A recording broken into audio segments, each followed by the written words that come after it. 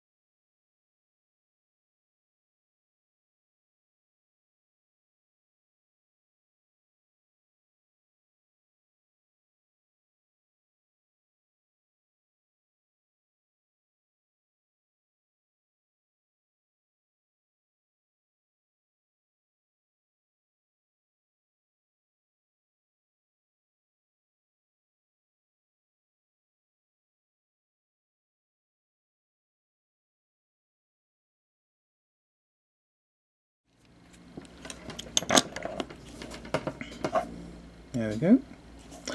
Okay, there's the finished orc, orc with a key, with base coats and ink washes, and tidying up throughout. I've used the elfic flesh again to dry brush, but you could easily use citadel bone on there.